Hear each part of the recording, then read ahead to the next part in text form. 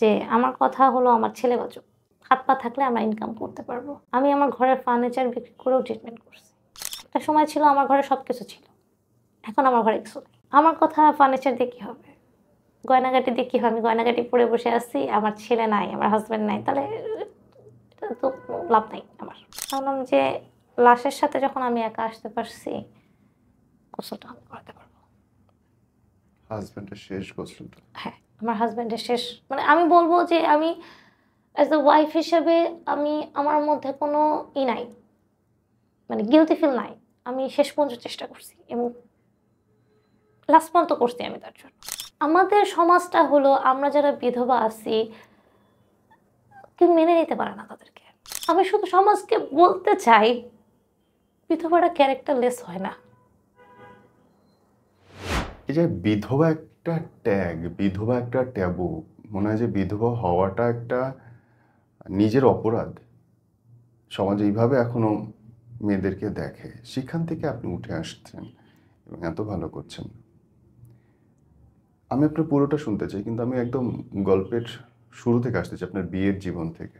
আমার ২০১০-এ বিয়ে হয় ভাইয়া। আমি যখন অনার্স ফার্স্ট ইয়ারে পড়ি তখন বিয়ে হয় আমার। আসলে আমাদের সমাজে মেয়েদের ইন্টার পাস করে গেছে, সে বড় হয়ে গেছে, তাকে বিয়ে দিতে হবে। মেয়েরা আসলে বোঝা। বিয়ে দিয়ে দিলাম, বোঝা গেল। তো অনার্স ফার্স্ট ইয়ারে আমার বিয়ে হয়। আমি ফরিদপুরের মেয়ে। ফরিদপুরেই বেড়ে ওঠা, ফরিদপুরেই জন্ম আমার। তো আমার বিয়ে হয় খুলনায়। আমি খুলনার বউ এক কথায়। তো আমার হাসব্যান্ড আ সফটওয়্যার কোম্পানিতে চাকরি করতেন। উনি সফটওয়্যার ইঞ্জিনিয়ার ছিলেন। তো খুব অল্প বয়সে বিয়ে হয়। তো বাড়ির ছোট মেয়ে, তেমন একটা আসলে পরিস্থিতি দুনিয়া আমি চিনি না। আমি অনেক কনজারভেটিভ একটা ফ্যামিলির মেয়ে। আ কনজারভেটিভ এতটাই যে আমার কোনো ফ্রেন্ড সার্কেল নেই। কখনো কারো সাথে মানে ফ্রেন্ড সেভাবে মেশা হয়নি। আমি ৩ তলা থেকে কখনো মানে স্কুল, কলেজ বাসা থেকে নিয়ে যেত, নিয়ে আসতো। তাছাড়া বাইরের দুনিয়াটা আমি চিনতাম না। যে সন্ধ্যার পরে মেয়েরা বাইরে যেতে পারে বা মেয়েদেরকে একটা বাইরের দুনিয়া আছে সেটা আমি জানতাম না। এতটাই কনজারভেটিভ আমাদের ফ্যামিলি। তো বিয়ের পরে আমি অনেকটা স্বাধীনতা পেয়েছি। কিন্তু ওই যে হাউসওয়াইফ যেরকম একটা ১০ টা হাউসওয়াইফ হয়, যে স্বামী, সন্তান, ছেলেমেয়ে এগুলোই যে স্বামী সেবা করতে হবে, ছেলেমেয়ে মানুষ করতে হবে, রান্নাবান্না করতে হবে, এটাই আমার জীবন। আ তা বিয়ের আগে আমি কখনো মোবাইল ইউজ করি নাই। বিয়ের পরে আমার হাসব্যান্ডের হাত ধরেই আমার মোবাইল ব্যবহার করা শুরু। হুম। আ মোবাইল টাচ ফোন যখন ছিল ২০১০ এ অ্যান্ড্রয়েড তো ছিল না, তখন টাচ ফোন ছিল। দেন উনার কাছ থেকেই আমার ফার্স্ট ফেসবুক আইডি খোলা হয় ২০১০ এ। তো উনি টুকটাক আমাকে শেখাতো, আমাকে বলতো যে, "শেখো।" কিন্তু ওই যে আমরা তো আমি শিখে কি করব? তুমি তো পারো। ব্যাপারটা এরকমই। তুমি তো পারো। মানে ও যেদিকে যাবে আমি চোখ বন্ধ করে তার পেছন, পেছন হাঁটবো। আমার তো অত জানার দরকার নাই। হুম। তো বলতো যে, "শেখা তো দরকার আছে। তুমি এরকম কি করতেছো? তুমি শিখবা না? তুমি তো আছো।" মানে আমি এতটাই ঘরোয়া যে আননোন নাম্বার থেকে ফোন আসলে মনে হয় রিসিভ করার ক্ষমতাটা আমার ছিল না। আমি কি বলব? বা একটা আননোন পারসন আমার বাসায় আসছে তার সাথে আমি কি কথা বলব? হুম। ওই যোগ্যতাটা আমার নাই বা ছিল না। তো মোটামুটি বিয়ের পর থেকে সৃষ্টিকর্তার আশীর্বাদে ভালোই চলছে আমার সংসারটা। আস্তে, আস্তে আমার ২০১২ তে আমার মেয়ে হলো ১ম। হুম। আমার ঘর আলো করে আমার মেয়ে আসলো। আমার রাজকন্যা। মোটামুটি তখনও কোনো আমার স্ট্রাগল নেই। ভালো চলছে। স্ট্রাগলটা মূলত ২০১৫ থেকে আমার লাইফে। ২০১৫ তে আমি 2nd বার বেবি হলো। বেবি হলো আমার। আমার ছেলে হলো। তো আমার ছেলেটা হওয়ার পর থেকেই অসুস্থ। তার জ্বর, কাশি, সর্দি কোনো কিছুতেই কমছে না তার। আমি হওয়ার পর থেকেই ডাক্তার দেখাচ্ছি। আমি তখন খুলনায় ছিলাম। ডাক্তার দেখাচ্ছি। কোনো ইমপ্রুভমেন্ট নেই। প্রতিদিনই দেখা যায় যে হসপিটালে ডাক্তারের কাছে দৌড়াচ্ছি আমি। কোনো ইমপ্রুভমেন্ট নাই। যখন আমার বেবির 2nd বার্থডে হলো, আমরা বার্থডে সেলিব্রেশন করলাম। তার পরের দিন আমার ছেলে আর ঘুমের থেকে ওঠেনি। আ ১২টা বেজে যায়। আমি ১ম এ মনে করছি যে হয়তো ঘুমাচ্ছে সে। হ্যাঁ। ডাকছি, ওঠে না। রেসপন্স নেই, রেসপন্স নেই। পরে একটু আমার কাছে মনে হলো যে কোনো সমস্যা হয়তো। ওর বাবাকে ফোন দিলাম যে, "ছেলে তো ঘুমের থেকে উঠতেছে না। আমি ডাকছি, কোনো রেসপন্স করছে না।" তো ওর বাবা আসলো, অফিস থেকে চলে আসলো। বাবাও কোনো রেসপন্স নেই। সাথে সাথে তখন ওর বাবার পোস্টিং ছিল ফরিদপুরে। সাথে সাথে আমি ফরিদপুরে শিশু হসপিটালে গেলাম। পরে বললো যে জ্বর তেমন নেই, জাস্ট 100, সেন্সলেস কেন হবে বাচ্চা? তো তারা ওষুধ দিল, সেন্স আসলো, তারা কিছু টেস্ট করতে দিল আমাকে এবং দেখা গেল যে হিমোগ্লোবিনটা অনেক কম আমার ছেলের। বলল যে আপনি ইমার্জেন্সি ব্লাডের অ্যারেঞ্জ করেন, আর আমরা কিছু টেস্ট করছি, সন্দেহ করছি, দেখা যাক কী হয়, 7 দিন লাগবে। তো যখন টেস্টের রিপোর্ট আসলো তখন ধরা পড়লো যে আমার ছেলে ইবেটা থ্যালাসেমিয়া মেজর পর্যায়ে আছে এবং খুবই ডেঞ্জার পিরিয়ডে আছে সে। তার চামড়ার কোনো ম্যাচিউরিটি ছিল না, তার ভুরু ছিল না, তার মাথায় চুল ছিল না। তো আমি অনেক ডাক্তার দেখাইছি এর জন্য। কেউ আমাকে বলছে ও রক্তশূন্যতা নিয়ে জন্মগ্রহণ করছে, কেউ বলছে ওর শ্বাসনালী ছোট এই কারণে সে কান্নাকাটি করতেছে, আবার অনেকে বলছে জিন দিয়ে ধরছে। এর আগে যত আমি ডাক্তার দেখাইছি বা আশেপাশে মুরব্বীরা অনেকে মানে ঝাড়ফুঁক থেকে শুরু করে আমি 2টা বছর সব কিছু করছি, বাট ওর মূল প্রবলেম আমি ধরতে পারি নাই। লাস্ট পর্যায়ে যখন ধরা পড়ছে তখন খুবই মেজর পর্যায়ে। আর তখন আসলে ইবেটা থ্যালাসেমিয়ার ট্রিটমেন্ট নর্মালি সব বিভাগে থাকে না। বাংলাদেশের মধ্যে ঢাকাতেই আছে এর ট্রিটমেন্ট, হটোজমের ডক্টর। তো আমি কি করব? আমি আসলে তখন জানতামও না ইবেটা থ্যালাসেমিয়া এটা কি, এটা কি রোগ। না, আমি তো আকাশ থেকে পড়ছি যে এটা কি রোগ, এই রোগের নাম তো কোনোদিন শুনি নাই আমি। এখন তারপরেও ইমার্জেন্সি আমাকে ঢাকা রেফার করা হলো। তখন আমার ছেলের অবস্থা খুবই খারাপ, খুবই মারাত্মক অবস্থা আমার ছেলের। আমি গ্রিন ভিউতে দেখালাম ডক্টর ইউনুসের আন্ডারে, ট্রিটমেন্ট করলাম, ট্রিটমেন্ট শুরু করলাম। তখনইও বললো যে আপনার ছেলের অবস্থা তো খুবই খারাপ, একদম লাস্টে যে নিয়ে আসছেন আপনারা আপনার ছেলেকে, তো ধৈর্য ধরেন, দেখা যাক কী হয়। আর চামড়ার তখন তেমন কোনো ম্যাচুরিটি আসেনি। ওর 2 বছর অনুপাতে ওর চামড়ার ম্যাচুরিটি ছিল তখন 7-8 মাসের বাচ্চার মতন, এতটা পাতলা ছিল চামড়াটা।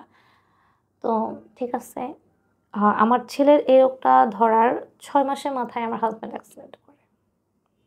কিসের অ্যাক্সিডেন্ট? কেমন করে? ও একটা ইজি বাইকে ছিল, অফিসে যাচ্ছিল, ওটা অ্যাক্সিডেন্ট করে খাদে পড়ে যায়, ইজি বাইক আগুন ধরে যায় আর ওতে সে প্যারালাইজড হয়ে যায়। ও মাই গড! যেহেতু প্রাইভেট কোম্পানিতে চাকরি করতো, তো আপনাকে বাসায় বসায় তো আসলে কেউ টাকা দিবে না। আর আমি দুনিয়াটা তেমন চিনি না। তখন থেকে মূলত আমার স্ট্রাগলটা শুরু হয়। কোত্থেকে কোথায় পড়ে গেলেন? হ্যাঁ, আমি যখন আমি ফার্স্ট বিয়ের পরে ঢাকায় ছিলাম, কলাবাগানে ছিলাম, ডলফিন গলিতে ছিলাম। তখন আমার ফ্ল্যাট ভাড়াটা ছিল, তখন 2010 এর কথা বলছি, 25,000 টাকা আমার ফ্ল্যাট ভাড়া ছিল। আর একটা সময় আমার 2,000 টাকা বাসা ভাড়া দিতে আমার কষ্ট হয়েছে। আমার বাসায় এমন কোনো ফার্নিচার নাই যে ছিল না। এখন আমার বাসায় কিছু নাই। আমার কাছে মনে হয়েছে যে আমার ছেলে আগে, আমার হাসব্যান্ড আগে, দুনিয়ার সবকিছু পরে। ছেলের ট্রিটমেন্ট, হাসব্যান্ডের ট্রিটমেন্ট কিভাবে কি? আমার আপনি তো কিছুই হাসব্যান্ড, চিনেন না আমি দিন শেষে। কিছুই চিনি না। আর আমার হাসব্যান্ডের কোনো ভাই বোন নেই। আর আমার বিয়ে হয়েছে মূলত তার একটা মা আর তার ছেলে, ছোট সংসার। আর সবাই, আমি বাসার ছোট মেয়ে, সবাই আরেকটু, যেহেতু ছোট মেয়েরা একটু শর্ট টেম্পটেড হয়। সবার ধারণা ছিল যে একা বাড়িতে বিয়ে হচ্ছে, শান্তিতে থাকবে, কোনো প্রবলেম হবে না মেয়ের। তারা হয়তো আমার ভালো চিন্তা করে বিয়ে দিছে, কিন্তু ভাগ্যর লিখন আসলে কেউ পরিবর্তন করতে পারে না। কি করব? এখন মেয়ের পড়াশোনা, মেয়ে আছে, মেয়ের পড়াশোনা, ছেলের ট্রিটমেন্ট। আমি তখন আমি একটা জবটা আসলে কাকতালীয় ওভাবে আমি পাই। আমি আমার মেয়েকে যে কিন্ডারগার্টেন স্কুলে পড়াতাম, আমার মেয়ে সৃষ্টিকর্তার আশীর্বাদে অনেক ভালো স্টুডেন্ট। তো আমাকে একদিন ওই স্কুলে একটা টিচার অ্যাবসেন্ট ছিল। তো প্রিন্সিপাল ডেকে বলল যে, "ভাবি, আপনার মেয়ে তো খুব ভালো রেজাল্ট করছে। আপনার মেয়েকে কোন টিচার দিয়ে পড়ান?" আমি বললাম, "স্যার, আমি তো কোনো টিচার দিয়ে পড়াই না, আমিই পড়াই।" তো বলল যে, "তাহলে তো বলতে হবে আপনার পড়ানোর স্কিল অনেক ভালো। আসলে আমাদের তো একজন টিচার দরকার, আপনি কি জব করবেন নাকি?" তখন আসলে আমার দরকার ছিল। বললাম, "হ্যাঁ, কেন করব না?" দেন ওই ফার্স্ট আমার স্কুলে জয়েন করা, কিন্ডারগার্টেন স্কুলে। বলতে হয় যে যার কেউ নেই তার সৃষ্টিকর্তা আছে। ওখান থেকেই আমার ১ম ইনকাম শুরু। আমি কিন্ডারগার্টেন স্কুলে জয়েন করলাম। দেন তারপরে একজন স্টুডেন্ট, ৳৩০০, আমার ফার্স্ট ইনকাম ছিল ৳৩০০। ৳৩০০ দিয়ে একটা স্টুডেন্ট পড়ানো শুরু করলাম। আমি বাসার আত্মীয়স্বজনের ভালোবাসা পাইনি। কিন্তু আমি বাইরের মানুষের অনেক ভালোবাসা পেয়েছি। একজন স্টুডেন্টের থেকে আমার ওখানে তখন প্রায় 40 থেকে 45 জন স্টুডেন্ট ছিল এবং এর থেকেই আমার ছেলের ট্রিটমেন্ট প্লাস আমার হাসব্যান্ডের ট্রিটমেন্ট শুরু হলো। তাও আসলে টিউশনি করে তো আসলে ট্রিটমেন্টটা সেভাবে চালানো সম্ভব না। তো আমি তখন একটা প্রজেক্টে সফটওয়্যার যেহেতু সফটওয়্যার ইঞ্জিনিয়ার ছিল, আমার হাসব্যান্ডের কোম্পানি একটা প্রজেক্ট ছিল এডুকেশন বেস। তো ওই প্রজেক্টে আমি কাজ শুরু করি। ওখানে আমি ২ বছরের মতো কাজ করেছি। কিন্তু একটা পর্যায়ে দেখা যায় ২০১৯-এ আমার ছেলের অবস্থা খুব ক্রাইসিসে চলে যায় এবং আমাকে ঢাকা থেকে বলা হলো যে বাঁচার কোনো আশা নাই। ও মাই গড! সর্বোচ্চ ৬ থেকে ৭ মাস বাঁচতে পারে। কারণ তখন ওর এতটাই খারাপ অবস্থা ১০ দিন পর ব্লাড লাগতেছে ওর। ইস! আর আমার ছেলের ব্লাড গ্রুপটা খুব ইজি। বি পজিটিভ ওর ব্লাড গ্রুপ। কিন্তু ভাইয়া কত পাওয়া যায়? কত পাওয়া যায়? আর আমাদের একটা কুসংস্কার কি? ব্লাড দিলে আমার ক্ষতি হবে। আজকে আমি এমন কোনো ব্লাড ব্যাংক নেই, এমন কোনো ভার্সিটি নেই যে আমি তখন যাইনি। কারো পরীক্ষা, সে ব্লাড দিতে পারবে না। এমন আছে ডোনার ফাইনাল, সে ব্লাড দিবে। তার হাতে চা পড়ে গেছে। এই কারণে সে ব্লাড দিবে না। আমি হাতে পায়েও ধরছি, ভাই আপনি যদি ব্লাড না দেন আমি আমার ছেলেকে বাঁচাতে পারব না। প্লিজ আপনি ব্লাডটা দেন আমাকে। মানে এই যে ক্রাইসিস, আমি চেষ্টা করি এই কারণে আমি বুঝি যারা আমার মতো মারা আছে, যাদের বাসায় এই ধরনের একটা রোগী আছে তাদের কতটা পেন। মানে আমার ছেলে এই অসুস্থ, এই সুস্থ। এই রিসেন্টলি আমি বলব যে আমি ২ দিন আগে লাইভ করছিলাম। লাইভের মাঝখানে হঠাৎ করে আমার ছেলের নাক দিয়ে ব্লাড আসতেছে। আমি লাইভ বন্ধ করে সাথে, সাথে ওকে ট্রিটমেন্ট করতে গেছি। হুম। মানে আমার ছেলের মানে এই সুস্থ, এই অসুস্থ সবসময় ওকে খুব আ ক্যাজুয়াল ভাবে রাখতে হয়, খুব তোয়া, তোয়া করে রাখতে হয়। আপনার স্বামী চলে গেলেন কেমন কত সালে? বলছি। তো ও যেহেতু প্যারালাইজড ছিল, তো ওরও তো ট্রিটমেন্ট করতে হচ্ছে। আমি ঢাকা পঙ্গুতে ট্রিটমেন্ট করানোর পরে আস্তে, আস্তে ও একটু হাঁটাচলা শুরু করে।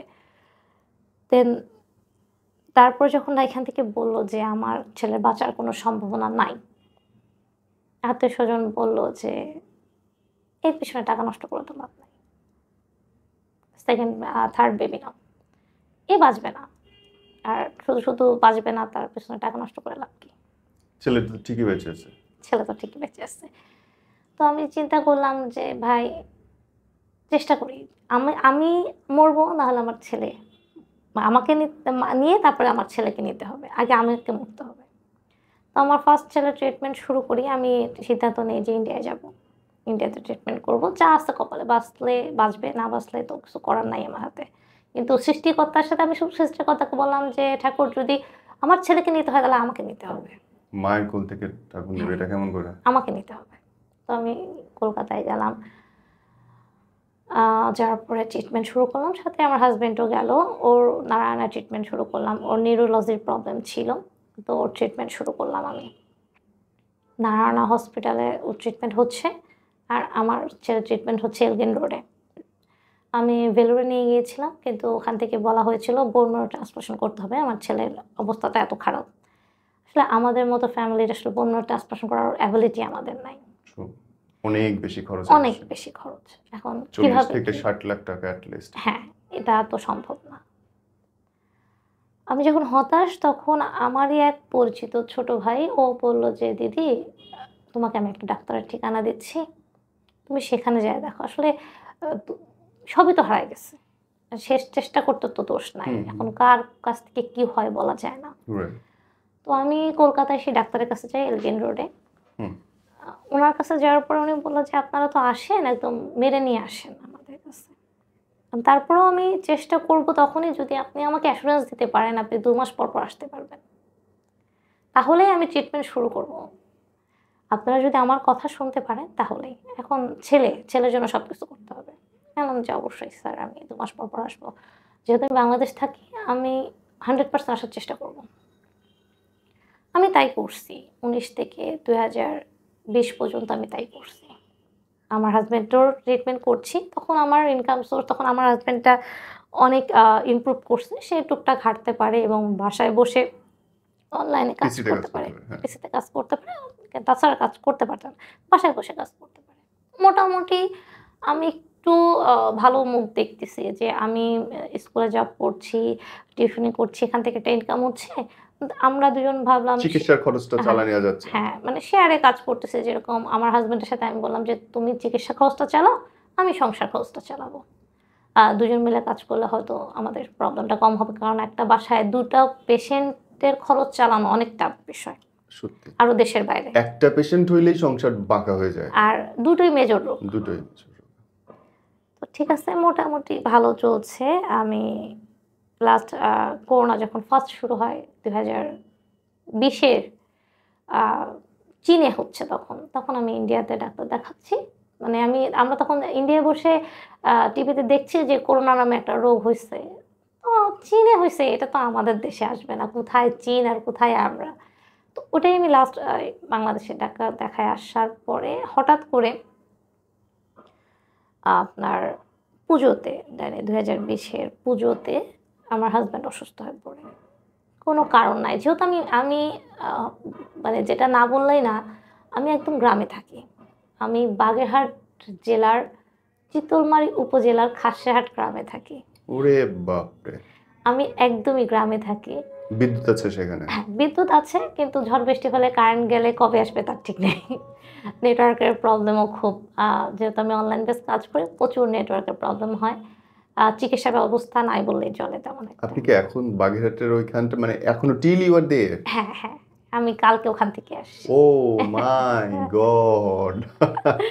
আমি একদম আবার গ্রামে বলেন থাকি। তো ঠিকানাটা বাগেরহাটের? আ বলতে বলি এটা খুলনা বিভাগ, বাগেরহাট জেলা, চিতলমারী উপজেলা, খাসিয়াহাট গ্রাম। মাই গড!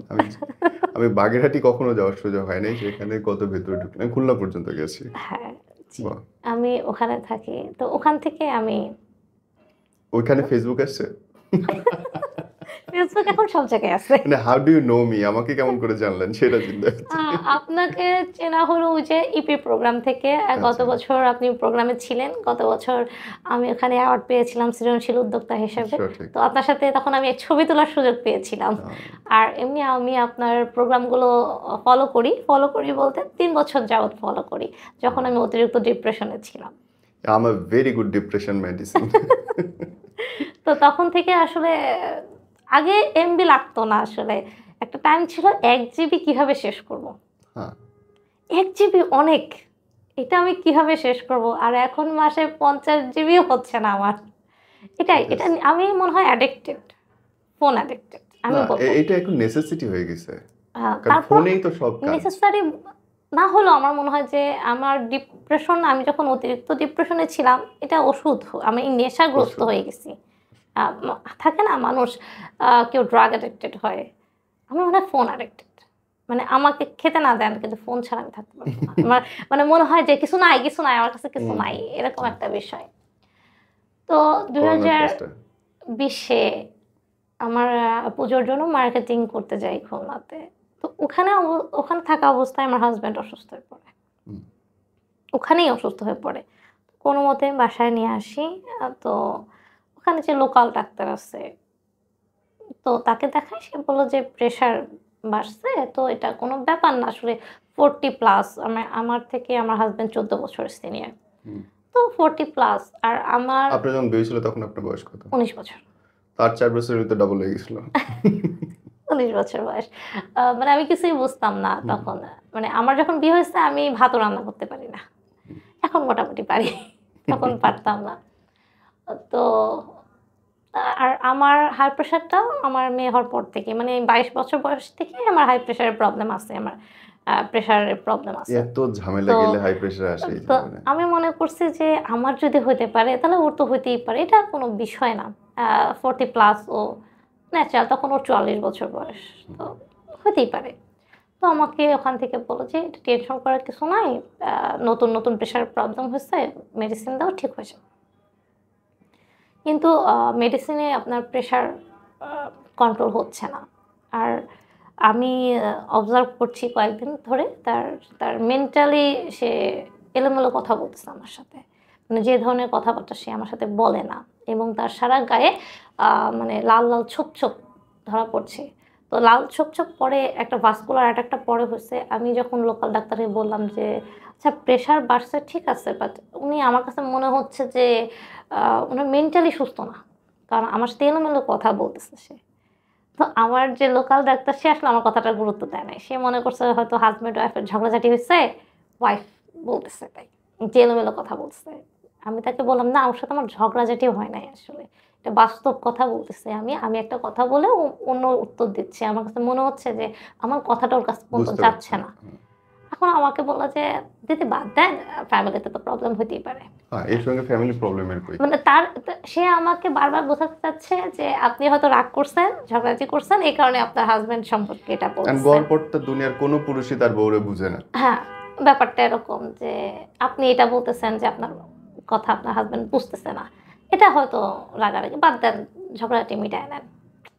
আমি তো তাকে আমিও একটু বোকা হয়ে গেলাম। চিন্তা করলাম যে, হইতেও পারে। হইতে পারে। আমি হয়তো বুঝতেছি না। এখন ঠিক আছে, আমি এটা ক্যাজুয়ালি নিচ্ছি। আপনার এভাবে ১ টা মাস আ পুজোটা গেল। পুজোর মধ্যেও টোটালি বিছনায়। হুম। উঠতেই পারতেছে না। আমার মনে আছে আ অষ্টমীর দিন রাত্রের বেলা বলছে, তখন আমার ছেলেমেয়ে ছোট, ছোট। বলছে যে, পুজোটা গেল, আমি ছেলেমেয়েকে নিয়ে বের হতে পারলাম না। তা আমি বললাম যে, "দেখো পুজো তো বছর, বছর আসবে। তো এই বছর না সামনের বছর করব।" তো ও আমাকে বলছিল, "সামনের বছর তো আমি নাও থাকতে পারি।" আসলে সামনের বছর থাকা হয় নাই। তখন আমি ওকে আ বকা দিয়ে বলছিলাম যে, "মুখে কিছু বাধে না। বছরকার দিন মুখে যা আসে তাই বলো। সামনের বছর থাকবা না মানে কি? বাদ দাও।" তো গেল। আ সেই বছরই দশমীর দিন আমাকে খুব জোর করে সিঁদুর খেলতে পাঠাইছিল ও যে, "যাও।" আমি বলছি, "তোমার শরীর খারাপ, যাবো না।" বলল যে, "না যাও। সামনের বছর তো নাও খেলতে পারো।" গেলাম। সবই ঠিক আছে। এভাবে ১ টা মাস, প্রায় ১ টা মাস সবাই বলছে প্রেশারের প্রবলেম। আমার ছেলের বার্থডে ৭ই নভেম্বর। বার্থডের দিন একটু ফ্রিজ ফুড করা হলো বাসায়। তো ওটা খাওয়ার পরে ও অতিরিক্ত অসুস্থ হয়ে পড়ে। সারা গায়ে ভাস্কুলার অ্যাটাক হয়। একদম লাল, লাল রক্ত জমে যায় সারা গায়ে।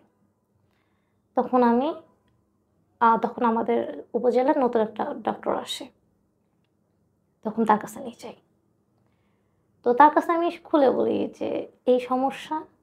১ম এ মনে করছে সে অ্যালার্জির প্রবলেম। তাকেও আমি বলি যে, "আমার মনে হচ্ছে যে আমার হাসব্যান্ড আমার সাথে স্বাভাবিক আচরণ করতেছে না।" তখন এই কথাটা শুনে উনার মাথা একটু টনক নড়ছে। উনি বলতেছে যে, "কতদিন ধরে আপনার মনে হচ্ছে যে আপনার হাসব্যান্ড স্বাভাবিক আচরণ করতেছে না আপনার সাথে?" বলছি, "মাস ২ এক।" কারণ আমি যেটা বলি, কারণ আমি তো আমার হাসব্যান্ডের সাথে সংসার করছি। আমি তো বুঝি, আমি চিনি তাকে। আ যে মানুষটা কখনো তার ছেলে-মেয়ের গায়ে হাত তোলে নাই, সেই মানুষটা তার বাচ্চার গায়ে হাত তুলতেছে। আমার বাসায় কখনো মুখ খারাপ করে নাই। যে মানুষটা মুখ খারাপ কি নিয়ে আমার ছেলে-মেয়ে জানে না, সেই মানুষটা করতেছে। তো এই কথা শোনার পরে সে বলল যে, আমাকে ক্রিয়েটিং এর টেস্ট দিল। আর ব্লাডের আর অনেক কিছু টেস্ট দিল। তো আমি করালাম। করানোর পরে ধরা পড়ল যে ক্রিয়েটিং 9। হ্যাঁ, তো আমাকে তখন ডেকে বলল যে, "আপনার হাসব্যান্ডের কিডনির অবস্থা খুবই খারাপ। প্রায় 80% ড্যামেজ হয়ে গেছে।" আর এ কারণেই উনি এলোমেলো আচরণ করতেছে। যখন হাজ আ ক্রিয়েটিং বেড়ে যায় তখন মানুষের হিতাহিত জ্ঞান থাকে না। এটা তো আরো আগে গুরুত্ব দেওয়া উচিত ছিল আপনার। আমি তো ডাক্তারকে বলছি। ডাক্তার তো আমার কথার গুরুত্ব দেয় নাই। আমি তো ডাক্তার না। তো বলল যে ইমার্জেন্সি ডায়ালাইসিস লাগবে। ও! আসলে কি ডায়ালাইসিস কি জিনিস আমি তো সেটাই জানি না। ছেলের সময় থ্যালাসেমিয়াটা কি সেটা জানতাম না। আর হাসব্যান্ডের সময় আমাকে যখন ডাক্তার বলল, "চিতলমারিতে ডায়ালাইসিস কোথায় হয়? এটা কি জিনিস? এটা কিভাবে করে?"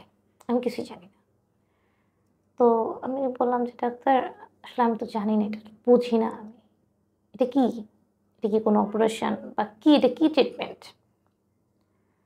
তো আমাকে বলল যে, "এটা আপনি খুলনায় বা ঢাকায় করাতে হবে। ঢাকা তো অনেক দূর। আমি একা কিভাবে যাব?" বলল যে, "খুলনায় আছে, আবু নাসের হসপিটাল আছে সরকারি। আপনি সেখানে যান। সেখানে ডায়ালাইসিস করায়।" তো ওখানে আমি বলব যে আমার লাইফে আমার আমি কখনো আমার রিলেটিভদের সাপোর্ট পাইনি। বাট আমি বাইরের মানুষে অনেক সাপোর্ট পাইছি। আমি বলব যে তারা ঈশ্বরের দূত আমার কাছে। আমার হাসব্যান্ড 93 ব্যাচ, আমি 2007 এর ব্যাচ। তো 93 ব্যাচের সবার প্রতি আমি অসংখ্য কৃতজ্ঞ। আমি তাদেরকে ফোন দেই, যাদের সাথে কোনোদিনও কথা হয় নাই আমি তাদেরকে ফোন দেই যে, "ভাইয়া এই ব্যাপার। এখন আবু নসরের সিট পাওয়াটা আসলে খুবই টাফ। মানে একটা রোগী মারা গেলে তারপরে আপনি সিট পাবেন। ও মাই গড! নেফ্রোলজিতে এতটাই টাফ। বিকজ এটা সরকারি হসপিটাল আর ডায়ালাসিসের কস্ট অনেক, অনেক।" তো উনারা আমাকে ব্যবস্থা করে দিল, একটা কেবিনের ব্যবস্থা করে দিল। তো ওখানে ১ টা মাস আমি ভর্তি ছিলাম। তো ৯ থেকে ক্রিয়েটিং প্রতিদিন ক্রিয়েটিং বাড়ছে। ১৮, ২১, ২৮ ডায়ালাসিস চলছে। কোনো ইমপ্রুভমেন্ট নাই।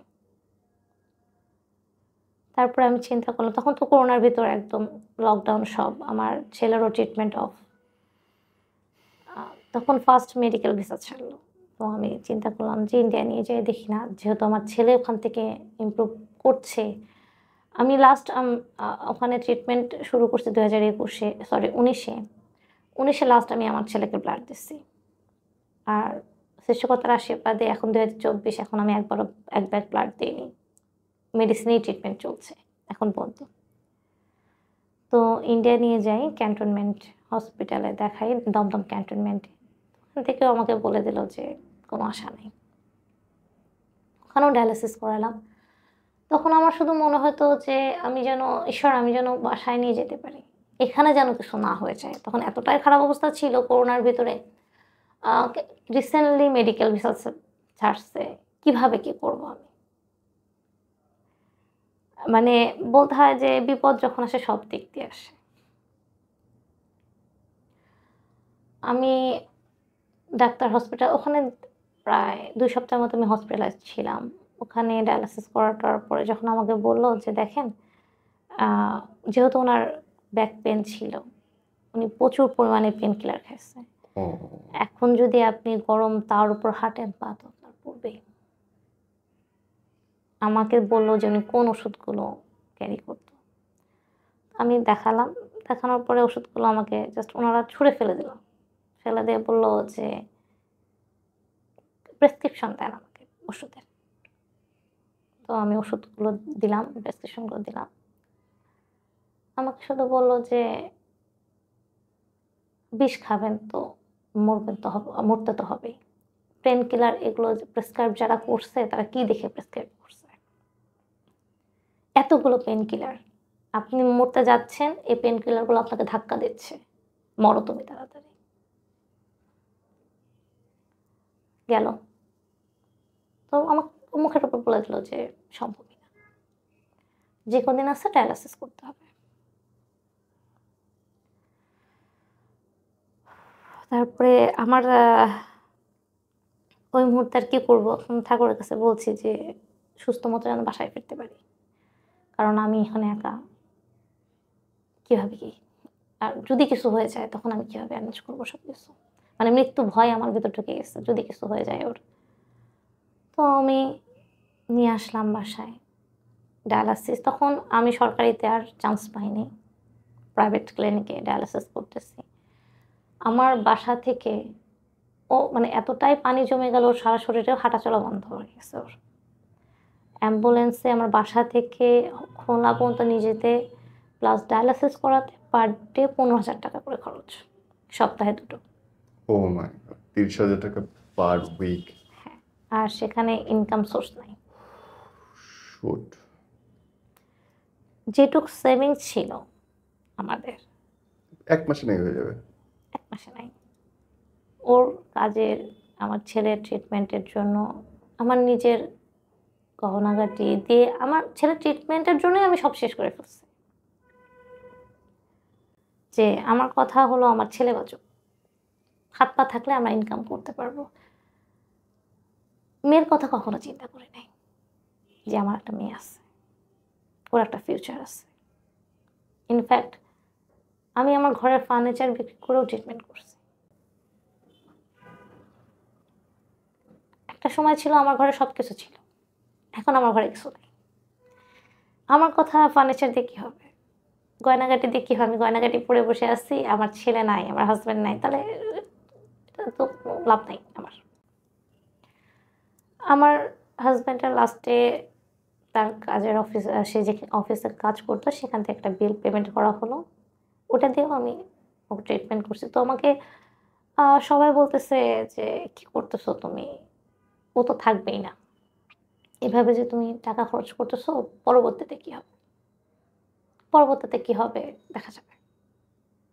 কারণ ও যদি না বাঁচে, এই টাকা দিয়ে আমি কি করব? আমি তো এই টাকা খরচ করতে পারব না। আমার কাছে বিবেকে বাধবে যে আমি ট্রিটমেন্ট করাইনি ওকে। তো আমি কখনোই চিন্তা করি নাই যে আমার ছেলের ভবিষ্যৎ কি হবে। মানে যখন যেটাকে নিয়ে পড়ছি, যখন ছেলেকে নিয়ে পড়ছি তখন আর কিছু ভাবি নাই। যখন হাসব্যান্ডকে নিয়ে পড়ছি তখন আর ছেলে-মেয়ের কথা ভাবি নাই।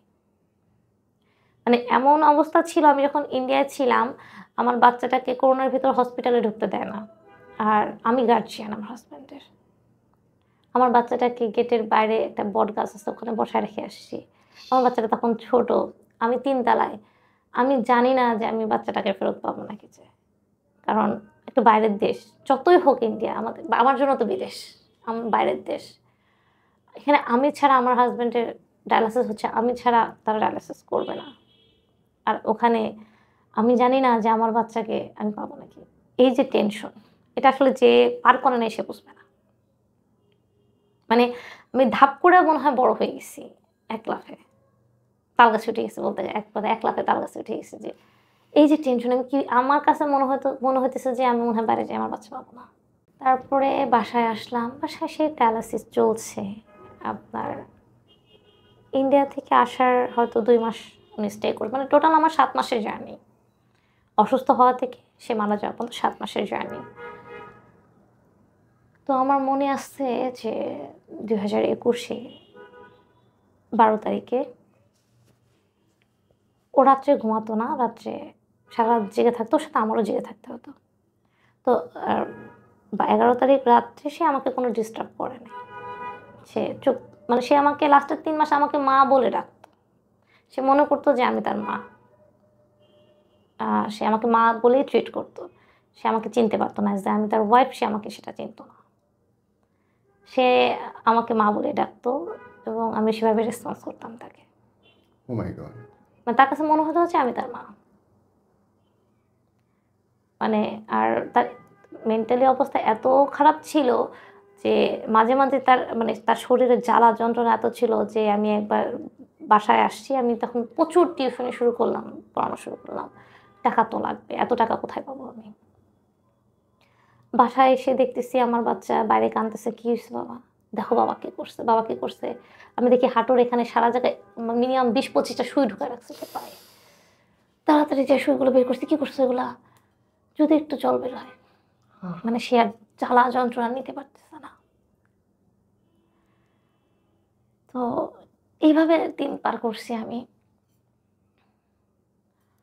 আমি ১২ তারিখে সকালবেলা আমার মেয়েকে বললাম যে, বাবা উঠ ঘুমাচ্ছে, ঘুমাক।"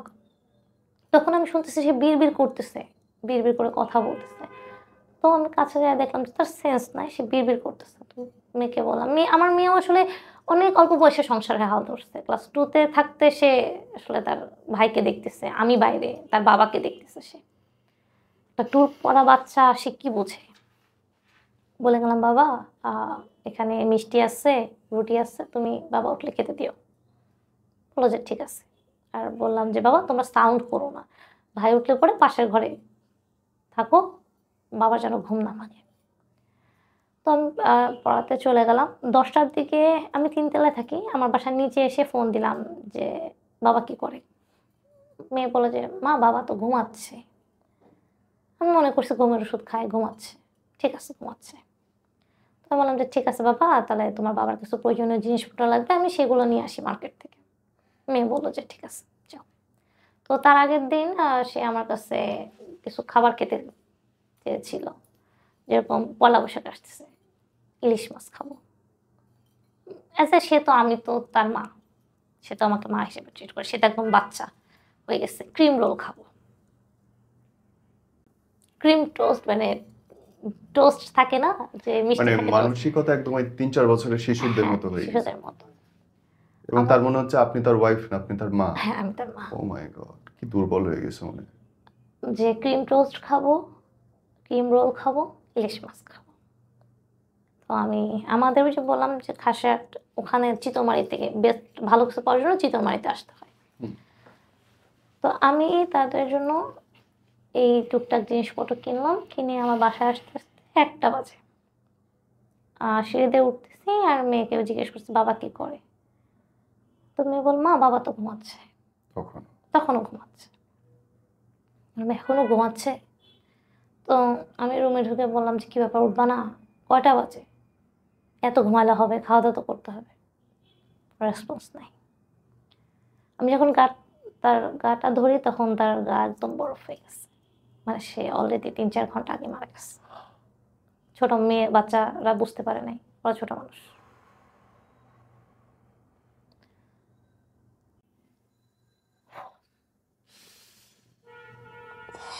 আমি যেহেতু ধারণা করি আমি বাসা থেকে বেরোয় যাওয়ার পরেই হয়তো সে মারা গেছে। হয়তো 9টার দিকে, আমি 8:30টার দিকে বেরিয়ে গেছি, হয়তো 9টা 9:30টার দিকে সে মারা গেছে। কিন্তু আমি তাকে যেভাবে রেখে গেছি সে সেভাবেই ছিল। সে কোনো নাড়াচড়া দেয় নাই যে বাচ্চারা কিভাবে বুঝবে। আর আমার বাসায় কেউ নাই, আমার বাচ্চা দুটো ছাড়া। তখন আমার মেয়ে 2তে পড়ে, আর আমার ছেলে তখন স্কুলে ভর্তি হয় নাই, ছোট। ওরা কি বোঝে? ঠিক আছে, আসলে তখনও আমার দুনিয়াটা চেঞ্জ হয় নাই, ওই দিন থেকে আমার দুনিয়াটা চেঞ্জ হয়েছে। আমি জানতে পারলাম 1টার সময় আমার হাজবেন্ড মারা গেছে। আমি ফোন দিলাম সবাইকে, কি করব, ফোন তো দিতে হবে। কেউ আসে নাই আমার সাথে। হোয়াট? আমার ওর বাবার রিলেটিভরা সবাই খুলনায় থাকে। ওর বাবার রিলেটিভরা, আমার হাজবেন্ডের জন্মস্থান খুলনায়, পড়াশোনা খুলনায়, সবাই খুলনায়। ওর বাবার আপন ভাই বোন নাই, বাট রিলেটিভ অনেক, হিউজ রিলেটিভ। বলতে গেলে সারা খুলনা শহরে আত্মীয় স্বজন, কাকাতো, মামাতো, জ্যাঠাতো, ফুফাতো সবাই। কারো পেটে ব্যথা, কারো মাথা ব্যথা, কারো করোনার ভেতরে কিভাবে আসবো? কেউ আসে না, একটা সিঙ্গেল পার্সন আসে নাই। ওর 2টা বন্ধু আসলো খুলনা থেকে। ও মাই গড। সকালে মারা গেছে, রাত 9টা বাজে। আমি আমার হাজবেন্ডের লাশটা নামানোর লোক পাইনি। করোনা সিজন আশেপাশে। আর সত্যি কথা বলতে, আপনার যদি কেউ না থাকে, আপনার 2জন থাকলে বাইরের 2জন আসবে। আপনারই তো কেউ নাই। মানুষ তো ডাউট ফিল করতেছে। আরো করোনা, তখন করোনা লাস্ট স্টেজ। প্রথমে ছড়াইলো হয়তো করোনায় মারা গেছে। আমি তাদেরকে বলতেছি আমার হাজবেন্ড করোনায় মারা যায় নাই। ঠিক আছে, গেল। কেউ কেউ নাই, কেউ আসছে না। আর যেহেতু আমি মফস্বলে থাকি, আহ গ্রাম এলাকায় অনেকটা রীতিনীতি থাকে। আমি যেখানটায় থাকি সেখানে সমাধিস্থ করা হয়, বাট আমার কালচারে সমাধি নাই, দাহ করতে হয়। এটা নিয়েও একটা দ্বন্দ্ব চলছে। তখন আমাদের এখানে শ্মশান ছিল না। এখন তাহলে কি করবে? এই নিয়ে তর্ক বিতর্ক চলছে। লাশ নামানোর লোক পাচ্ছি না। কি হবে, কি করব? আত্মীয় স্বজন কেউ নাই। ঢাকার মধ্যে আমার বড় বোন আমার সাথে আছে এই মুহূর্তে, তাছাড়া কেউ নাই। তো আমাকে আমার হাজবেন্ডের 2টো ফ্রেন্ড আসলো, সরি 3টে ফ্রেন্ড আসলো। তখন তারা বললো যে বুটি টেনশন করো না, আমি খুলনা নিয়ে যাবো। আমরা ওর আত্মীয় স্বজন দরকার নেই, খুলনা নিয়ে যাবো। ওর গোসল করানো, রেডি করানো। এখন পরে যখন জানাজানি হলো, যখন মাথা পর্যন্ত গেল, চেয়ারম্যান মেম্বার তাদের কানে পর্যন্ত গেল, তখন তারা বললো যে না, একটা একটা হিন্দু এলাকা থেকে যদি উনার দাহ না হয় তাহলে তো আমাদের মান সম্মান, আমরা পরবর্তীতে কি ফেস করব।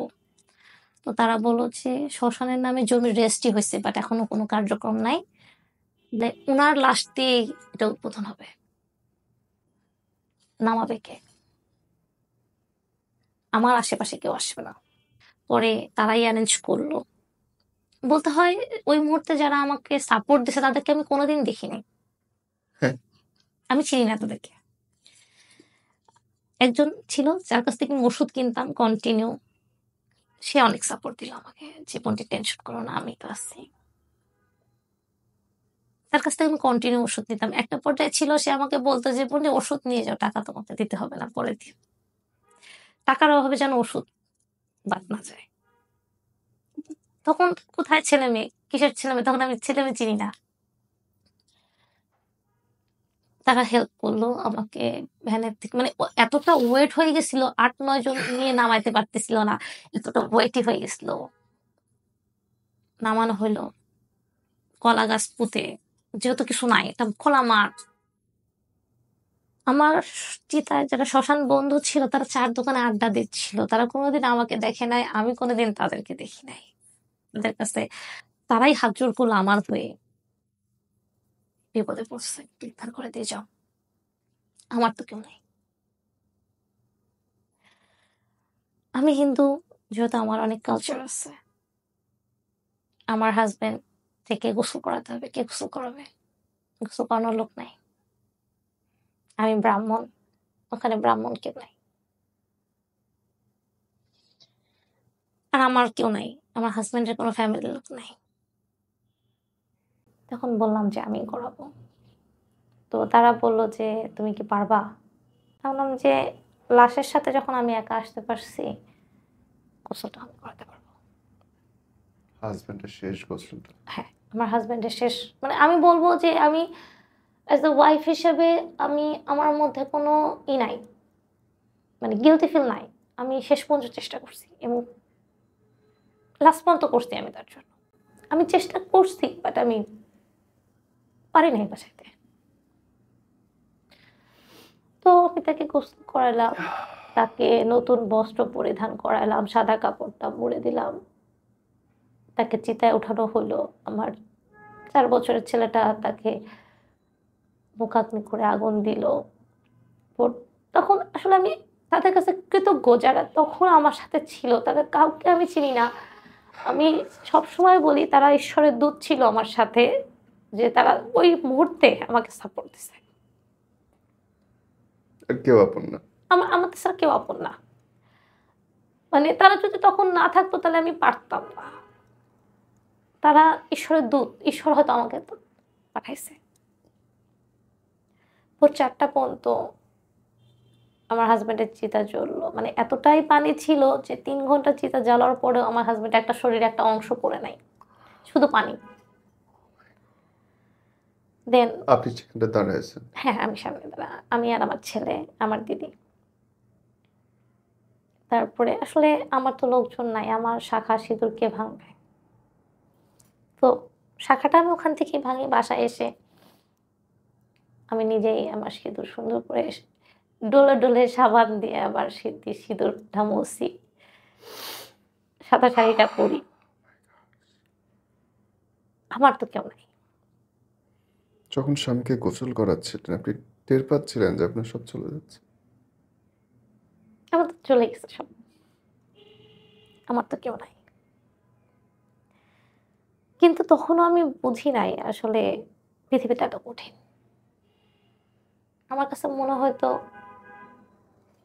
এটাই জীবন। আমি একটা তো লাইফ লিড করতেছি। আমাকে একটা পেশায় আমি আছি। ১০ জন মানুষ সম্মান করতেছে আমাকে। বাট একদিনের মধ্যে আমি যে এতটা নিচে নেমে যাবো আমি বুঝতে পারিনি।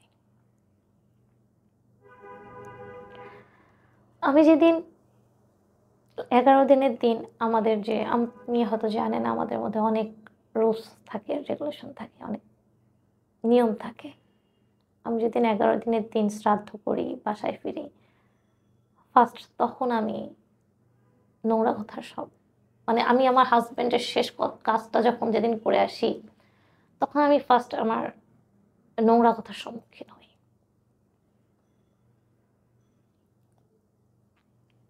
হাসব্যান্ড তো মারা গেছে। কিভাবে কি? কাউকে তো লাগবে।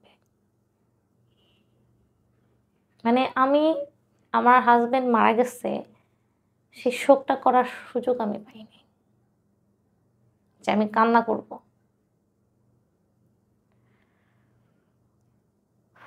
আমি যখন সাদা শাড়িটা পরি, আসলে সত্যি বলতে আমার ছেলে-মেয়ে এটা মেনে নিতে পারে নাই। ওরা সাদা শাড়ি ওর মাকে ওরা সাজেগুজে দেখতে পছন্দ করে। সাদা শাড়িটা ওরা দেখতে পারে না। তো আমি ১১ দিন মতো সাদা শাড়ি পরছি। আমার ছেলে খুব অসুস্থ হয়ে যায় এটাতে। ও জন্ডিস বেড়ে যায়, পিরোলোমিন 4 এ উঠে যায়। জ্বর ১০৪ জ্বর, ডায়রিয়া। ডাক্তার বলতেছে যে, "যে গেছে, গেছে। একেও তো তুমি খারাপ। মৃত্যুর দিকে করতেছো, ঠেলতেছো। করো না এটা।" তো আমি সাদা শাড়ি ছাড়ি। সাদা শাড়ি ছাড়ার পরে আমি আমার নরমাল ক্যাজুয়াল লাইফ এ ফেরার চেষ্টা করি। আসলে আমাদের সমাজটা এটা মেনে নিতে চায় না। যেহেতু আমি ওই যে বললাম, শহর বা গ্রাম বলে না আসলে আমাদের মেন্টালিটি। যেহেতু আমার কেউ নেই, আমার তখনও আমার সাথে কেউ যোগাযোগ করে নাই। মানে আমার ভাই আছে। আমার ভাই কিন্তু আজ পর্যন্ত এখন পর্যন্ত কেউ ফোন দেয় নাই। আমি কিন্তু তাদের কাছে টাকা-পয়সা চাইনি। আমি কখনোই কেউ বলতে পারবে না, আমি সবার সামনে বলতেছি, আমার শ্বশুরবাড়ির লোক বলো বা বাবার বাড়ির লোক বলো, আমি কখনোই আমার হাসব্যান্ড মারা যাওয়ার পরে তার কাছে ৳১ হাত পাতিনি। যে আমাকে ৳১ দাও বা আমার ছেলে-মেয়েকে একবেলা খেতে দাও। আমি শুধু তাদের কাছে মেন্টাল সাপোর্ট চাইছি। আমাকে একটু সাপোর্ট দাও। আমাকে কেউ কখনো কিছু দেয় নাই। আমি যখন ফার্স্ট আমার হাসব্যান্ড মারা যাওয়ার পরে বাজারে যাই, তখন আমাকে মানে সাইডে থেকে টোন শুনতেছি, "হাসব্যান্ড মারা গেছে, বাজারে আসে কোথা থেকে? টাকা-পয়সা আসতেছে কোথা থেকে?" ভাই আমার তো বাসায় বাচ্চা আছে। তাদের তো খেতে দিতে হবে। তারা তো বাজার করে দিবে না। একটার পর একটা নোংরা কথার সম্মুখীন হচ্ছি। হিউজ পরিমাণে মোবাইলে নোংরা এসএমএস আসছে, ফোন আসছে। মানে আমি একটা পর্যায়ে এতটা ডিপ্রেশনে চলে গেছি যে আমার কাছে মনে হতো যে আমি মরে যাই ছেলে-মেয়ে নিয়ে। না আমি মরে গেলে তো আমার ছেলে-মেয়েকে খাওয়ানোর লোক নাই। ওদের তো এতিমখানায় যেতে হবে। তো ওদের তো রেখে যাওয়া যাবে না। তাহলে মারা গেলে ওদেরকে নিয়েই মারা যেতে হবে। আমাকে মারা যেতে হবে। মানে এতটা ডিপ্রেশন ১ নাম্বার একটা আমি যে সদ্য বিধবা হইছে, তার হাসব্যান্ড মারা গেছে এটা একটা শোক। হঠাৎ করে তার দুনিয়াটা সাদা কালো হয়ে গেছে এটা একটা শোক। মানে এটা কিন্তু একটা আমি আমার কথা বলব এটা আমার মনে হয় এটা সবারই যে একটা মানুষ হঠাৎ করে তার কাছে সব সাদা হয়ে গেছে। এটা কিন্তু মেনে নেওয়া সো টাফ। আমি নেল পালিশ দিতে পারব না। আমি লিপস্টিক দিতে পারব না। আমাকে সাদা শাড়ি পরতে হবে। আমি এটা করতে পারব না। আমি ওটা এটা আসলে হিউজ পরিমাণে মেন্টাল হ্যারাসমেন্ট। তো আমার কাছে আমি মেনে নিতে পারতেছিলাম না। আমার কাছে তখন মনে হতো যে আমার কাছে মরে যাওয়া ভালো। আর এটা বাচ্চা? সহজ। বাচ্চা-কাচ্চা নিয়ে মরতে হবে। ভাই বাচ্চা-কাচ্চা থুয়ে কার ভরসায় যাবো? আমার তো কেউ নাই। বাচ্চা-কাচ্চাকে মেরে ফেলতে হবে, তারপর নিজে মরে যেতে হবে। তারপরে মানে একটা পর্যায়ে আমি নিজেকেই ভয় পাচ্ছিলাম যে আমি আমার বাচ্চা-কাচ্চার ক্ষতি না করে ফেলি। মানে রাত্রেবেলা হলে আমার কাছে মনে হতো যে বালিশ চাপা দিয়ে আমার বাচ্চা-কাচ্চাকে মেরে ফেলি। তারপর আমি কিছু করি। ওদের না মারলে তো আমি মরতে পারব না। দেন পরে চিন্তা করলাম না আমার মেন্টাল ডেভেলপের দরকার। ডক্টরের কাছে গেলাম। আমার দিদি নিয়ে গেল। আমি দিদির কাছে শেয়ার করলাম, "দিদি আমি তো ভয় পাচ্ছি যে আমি কি না কবে কি কোন করে ফেলে? রাত্রে আমার ছেলে-মেয়েকে মেরে না ফেলি।" ডাক্তারের কাছে বললাম, খুলে বললাম যে এই প্রবলেম আমার। তো উনি আমার কথা শুনে আমাকে ঘুমের ওষুধ দিল। রিল্যাক্সের ওষুধ দিল। আর আমাকে দিদিকে বলল যে, "উনাকে একা রেখেন না। ভয় উনি উনার মেন্টালিটিতে উনি স্বাভাবিক নাই।" তো আমি আমার দিদিকে শুধু বললাম যে, "আমি একাই থাকবো। একাই আমার স্ট্রাগল করতে হবে। তুমি তো আমার সাথে সারাদিন থাকবা না। তোমার তো একটা সংসার আছে।" আমি পারবো। মানে অনেক কন্ট্রোল করছি নিজেকে। মাঝে, মাঝে মনে হতো যে হাত দুটো বালিশের উপর যাচ্ছে যে আমার বাচ্চাকে মেরে ফেলি। ঘুমের মধ্যে মেরে ফেলি। পরে ভাবলাম যে আসলে আমি মরে গেলে বা আমার বাচ্চা মরে গেলে কার কি আসা যায়? এই যে আপনারা নোংরা কথা বলছেন, আপনারাই বলবেন মহিলার দুর্বলতা না থাকলে তো আর এটা করতো না। তাহলে মারা যাবে না। কিছু করে দেখাতে হবে। আমাদের সমাজটা এমন, হাসব্যান্ড মারা গেছে, বউ ভালো না। ছেলে অসুস্থ, বউ ভালো না। অবশ্যই কোনো পাপ কাজ করছে। অবশ্যই কোনো পাপ আছে। নাহলে কেন ছেলে অসুস্থ হবে? নাহলে কেন এত অল্প বয়সে হাসব্যান্ড মারা যাবে? মন্দিরে আসে না তো। মন্দিরে এসে তো কান্নাকাটি করে না। তো ওর আর ভালো কি হবে? আমি বলব ঈশ্বর সবার ভিতরে আছে। আমি মন্দির বলেন, মসজিদ বলেন ওখানে যে কান্নাকাটি করলেই সে আমাকে দেখবে তা না। তুমি নিত্যকর্ম করো। তাহলেই হবে। আমি তখন আমি আসলে কিছুই পারি না। আমার আমার কোনো গুণ নাই। আমি চিন্তা করলাম আমি কি করব? আমি কিভাবে সংসার মেইনটেইন করব? কিভাবে একে তো টেনশন, বাড়ি ভাড়া দিতে হবে। আমার পানিটাও কেনা। ছেলেমেয়ের পড়াশোনা খরচ কিভাবে চালাবো? তখন আমি তখন আমি মূলত Facebook থেকে অ্যাডিক্টেড বেশি হই। বিভিন্ন গ্রুপে তখন আমি একজন মনে আছে যে কি করব, কি করব, কি করব বিভিন্ন পেজ ধবল নামে একটা পেজের আমাকে একজন বলল যে, "দেখো তো এই ধরনের কিছু করতে পারো নাকি?" মানে এই নামটা এই কারণে আমার মনে আছে। তো ফার্স্ট আমি ওই গ্রুপের একটা সন্ধান পাই। তা আমি তো কিছু পারি না। তো স্টোরিগুলো পড়তাম তাদের, ভালো লাগতো। এভাবে করতে, করতে আরো অনেক গ্রুপে এড হই আমি। তো চিন্তা করলাম, আমি তো কিছু পারি না। আমি কি করব? আমি তো কিছুই পারি না। আমি সেলাই-পড়াই পারি না। মানে নরমালি মানুষ একটা মেয়ের মধ্যে যে গুণগুলো থাকার দরকার, কুশি কাটা বলেন, সেলাই-পড়াই বলেন, আমি এগুলো কিছু পারি না। আমি কি করব? ফার্স্ট আমার সাইনিং প্রোডাক্ট গহনা। তো ১ম গয়নাটা অবশ্য আমি কিনে নিয়ে আসছিলাম। আমি তখন বানাতে পারতাম না। কিনে নিয়ে আসছিলাম। আমি যখন কিনে নিয়ে আসছি, ৬ মাস পরে ওটা আমার সেল হইছে। ৳১০০ র গয়না। তো ওদের দেখে আমি ইন্সপায়ার হইছি যে না কিছু করা যায়। আমি যখন ফার্স্ট আ আমার পরিচিতির জন্য পোস্ট করা শুরু করি, আমার ফ্যামিলির থেকে বলা হয়েছিল, "হাসব্যান্ড গেছে, এখন তো বাজারে নেমে গেছো।" হ্যাঁ, ওরা এসে তো খাবার দিয়ে যাচ্ছে।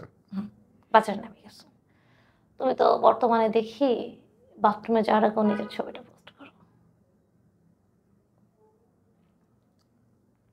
"হ্যাঁ, করি। সমস্যা নাই। আমি যদি করতে পারি আপনার সমস্যা কি? আপনি দেখেন না।"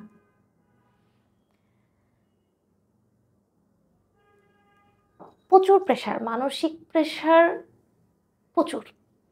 ২০২২ এর থেকে আমি আমার বিজনেস স্টার্ট করি। হিউজ পরিমাণ নোংরা কথা মানে কি একটা মেয়েকে যখন আ তাকে জিজ্ঞেস করা হয় তোমার রেট কত?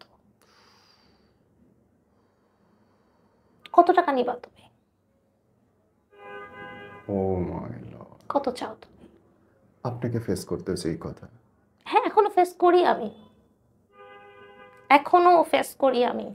আর অশিক্ষিত না, শিক্ষিত মানুষরাই বলে, "কত টাকা লাগবে তোমার?"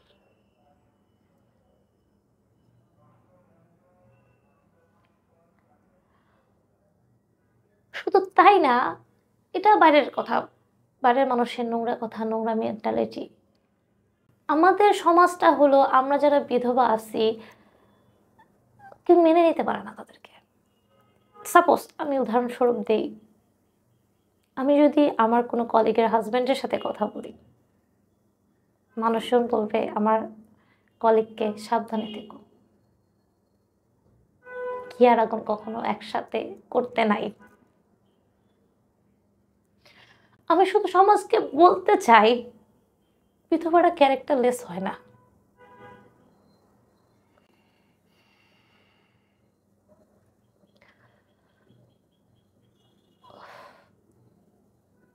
আপনারা প্লিজ দৃষ্টিভঙ্গি পরিবর্তন করুন। একটা মানুষের কোয়ালিফিকেশন থাকলে, যোগ্যতা থাকলে তাদেরকে বাজারে নামতে হয় না।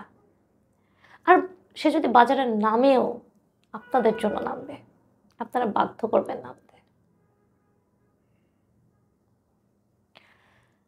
একটা পর্যায়ে আসে যে এখন কানে শুনি না, আসলে আমি কানেও শুনি না, মাথায়ও কথা যায় না। একটা সময় ছিল হিউজ পরিমাণে খালি ফোন আসতো, ননস্টপ ফোন, মেসেজ, ইনবক্স ভরে যাচ্ছে। আরে কতদিন? কি লাগবে বলো তোমার? মানে আমারকে আমার এলাকার মানুষজন, মানে কিছু সংখ্যক তো অবশ্যই আমার ভালো শুভাকাঙ্ক্ষী, না হলে তো তারা আমি টিকে থাকতে পারতেছি না। কিন্তু 90% মানুষজন আমাকে পছন্দ করে না। বিকজ তুমি মহিলা মানুষ, তোমার হাজবেন্ড নাই, তোমার ছেলে অসুস্থ, তোমার কেউ নাই। তুমি এভাবে মাথা উঁচু করে কেন হাঁটবা? তুমি কেন গলাবাজি করে চলবা? তুমি আমাদের কাছে এসে হাত পাতবা, আমরা তোমাকে দান দীক্ষা করব, তুমি চলবা। সবাই দান করতে পছন্দ করে, বড় দেখতে, প্রতিষ্ঠিত দেখতে কেউ পছন্দ আরো করে মেয়ে না। মানুষ এ নিয়েও বলুন। কখনোই না। এখন তো আপনি ব্যবসা করছেন, আপনার পেজের নাম কি? আমার পেজ নাম ইউনিক কালেকশন। কি নাম? ইউনিক কালেকশন বানান। বাংলায় টোটালটাই ইউনিক কালেকশন। Unique collection. আপনার আইডি শান্তা সান্যাল, ইংলিশে। ইয়েটা, ফোন নাম্বারটা বলতে চান কি? হ্যাঁ, 08871015555। Unique collection. Unique collection. আমি গহনা বানান মূলত? গহনা, আমার ইউনিক সাইনিং প্রোডাক্ট গহনা, সাথে আমার হাতের কাজের সব ধরনের প্রোডাক্ট আপনি আমার পেজে পাবেন। আপনি নকশি কাঁথা, হাতের কাজের থ্রি পিস, হ্যান্ড পেইন্টের শাড়ি, পাঞ্জাবি, হাতের কাজের শাড়ি, পাঞ্জাবি, এভরিথিং। এখন আমি চাই, আমার মূল উদ্দেশ্য যেটা, এখন আমার মাধ্যমে অনেক মহিলার উপকৃত হচ্ছে। আমার একটা সেট আপ আছে, তারা ইনকাম সোর্স করতেছে। আমি শুধু বলতে চাই ভাই, এখন আমি ফেস করি, যে বললাম যে আমার কলিগদের, যখন আমার আরেক কলিগরাই কিন্তু বলছে হাজব্যান্ডকে সামলায় রাখো। তো আমি যদি আমার কোনো, আমি অ্যাজ এ একটা আইটি ফার্মের সাথে যুক্ত আছি, ফিউচার আইটি, আপনার মগবাজার। ওখানে আমি ডিজিটাল মার্কেটের এক্সপার্ট হিসেবে আছি, ফ্রিল্যান্সিং করি, আপনার লিঙ্কিংয়ে কাজ করছি। তো কোনোটাই সহজ হয় নাই আমার। এখন আপনার 3টা বছর ওভারকাম করছি আমি। এখন হয়তো অনেকে প্রথম আমাকে পরিচয় দিতে অনেক লজ্জা পেত। এখন অনেকেই দেখি যে লজ্জার ঢাকনাটা উঠাইছে তারা। তারা বলে যে না, উদ্যোক্তা, উদ্যোক্তা, সে একজন ফ্রিল্যান্সার। আমি স্ট্রাগল করতেছি। কাজ করলে বোন জায়গা একটা হয়েই যায়। হ্যাঁ, কানটা বন্ধ রাখা যায়, দৃষ্টিটা ওইটাই, পরিচ্ছন্ন কানটা রাখা বন্ধ যায়। রাখাই ভাইয়া খুব টাফ। কানটা বন্ধ, মানে একটা মানুষ মেন্টালি, আমার মেয়ে, আমার কথা বাদ দিলাম, আমি বড়, আমার বাচ্চা ছোট। আমার বাচ্চা যখন চকলেট কিনতে যায়, তখন আমার বাচ্চাকে বলা হয়, তোমার মা কি কাউকে পাইছে? আমার আমার ছেলে এখন ক্লাস 2তে পড়ে। তোমার মা কি কাউকে পাইছে? কাউকে ধরছে নাকি? আর যেহেতু ফ্রিল্যান্সিং করি, 90% সময় ঘরেই থাকতে হয় আমার। আমি বাসা থেকে বেরোই কম, টিউশনিটা কম করতেছি। সো তাদের চিন্তা যে টাকা কোত্থেকে আসে, টাকা কাজ কোথা তো থেকে করে। আসতেছে? তোমার মা কি কিছু পাইছে? Digital Bangladesh actually works. Exactly. আমাকে ফোন দিয়ে বলা হয়, দিদি শুনলাম ফ্রিল্যান্সিং করতেছেন, তো আমাদের সাথে একটু করেন ইমোতে, আমরাও টাকা দিচ্ছি।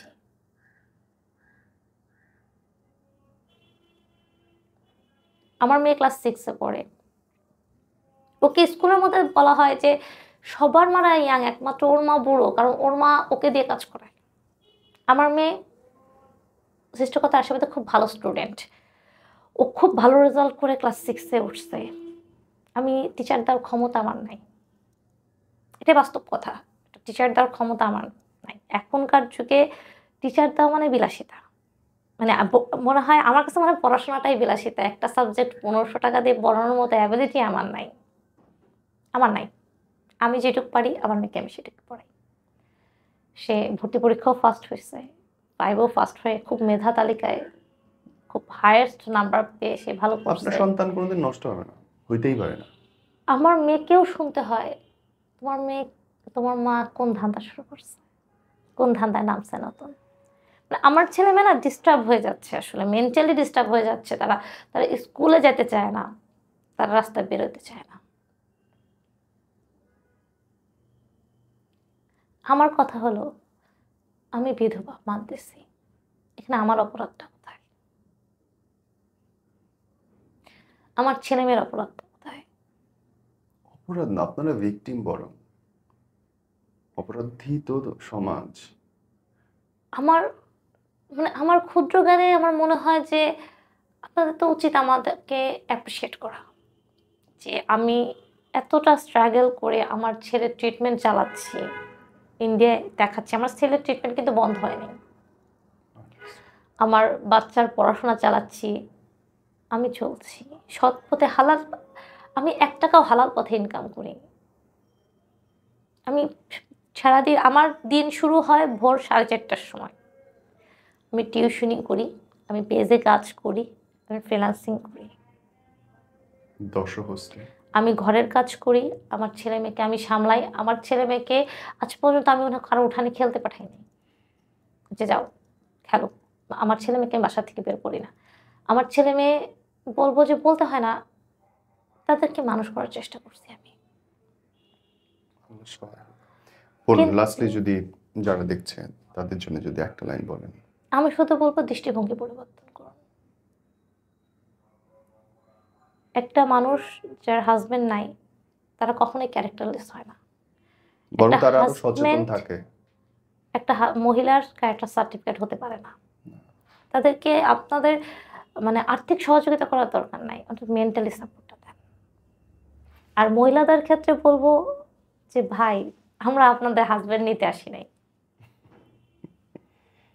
আপনাদের যা ইনসিকিউর ফিল করে যারা, যে উনি বিধবা, আমার হাসব্যান্ডের সাথে কিছু হইতে পারে, বা যারা পরামর্শ এত শুভাকাঙ্ক্ষী যারা তাদের যে পরামর্শ দেয় যে ঘি আর আগুন একসাথে রাখতে নাই, তাদেরকে বলব ভাই আমরা মানুষ। আমাদের পার্সোনালিটি আছে। আমরা তার হাসব্যান্ডের সাথে কথা বললেই তাদের সাথে অ্যাফেয়ার করব না। ওকে দিদি, thank you so much for coming. অনেক ধন্যবাদ, খুব আপনাকেও খুব ধন্যবাদ। অনুপ্রেরণার একটা গল্প। মানে একটা মানুষের জীবন বদলে যেতে পারে যদি আপনার জীবনটাকে শোনে, এবং আপনি যেভাবে সুন্দর করে জীবনটা সাজাইছেন, আমি আশীর্বাদ করি আপনার জীবনটা আরো সফলতায় ভরে যাক।